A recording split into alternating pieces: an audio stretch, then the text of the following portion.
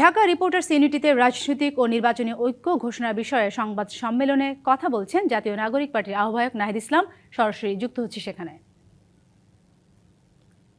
রাজনৈতিক শক্তির সাথে আমাদের আলোচনা চলমান রয়েছে। আমরা চাই যে জুলাইয়ের শক্তিগুলা যারা পরিবর্তনের পক্ষে আছে, যারা পুরাতন রাজনীতির পথে যেতে চায় না, তারা আমরা ঐক্যবদ্ধ থাকব এবং এই নির্বাচনে আমরা একসাথে এক মার্কায় আমরা অংশগ্রহণ করব, এই প্রত্যাশা আমরা রাখছি।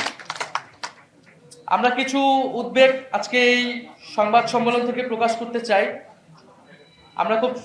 আপনারা দেখেছেন মিডিয়াতে, এটা সোশ্যাল মিডিয়াতে এটা এসেছে যে এবি পার্টির সাধারণ সম্পাদক ব্যারিস্টার ফুয়াদ ভাই, ওনাকে বরিশালে ওনার নির্বাচনী প্রচারণার সময় ওনাকে হেনস্থা করা হয়েছে, নির্বাচনী কাজে বাধা দেওয়া হয়েছে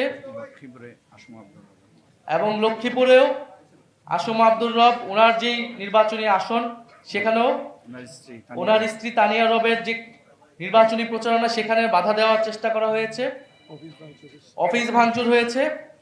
নতুন এবং ফিরে আসা গ্রাহকদের জন্য নগদে চলছে ক্যাশব্যাক সহ প্রতিদিন হাজারো উপহার জেতার সুযোগ। হবে আশা আর ফেরা, সারপ্রাইজ সেরা। অর্থাৎ আমরা যেই প্রত্যাশা করেছিলাম যে একটা সুষ্ঠু নিরপেক্ষ নির্বাচন, যেখানে মানুষ স্বতঃস্ফূর্তভাবে ভোট দিবে এবং তার মত প্রকাশ করবে।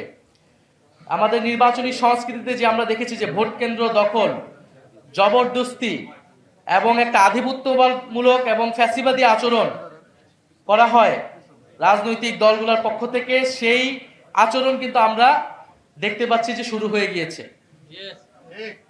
আমরা বলবো যে এই প্রক্রিয়ায় দেশ চালাতে গিয়ে, নির্বাচন করতে গিয়ে কিন্তু একটা দল এই দেশ থেকেই বিতাড়িত হয়েছে।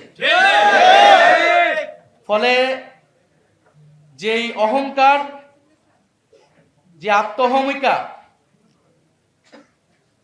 অন্য রাজনৈতিক শক্তির উপরে, ভিন্ন মতের উপরে এরকম দমন পীড়ন করে, তার বিরুদ্ধে গিয়ে কিন্তু গণ অভ্যুত্থান হয়েছিল এবং অহংকারের পতন হয়েছিল।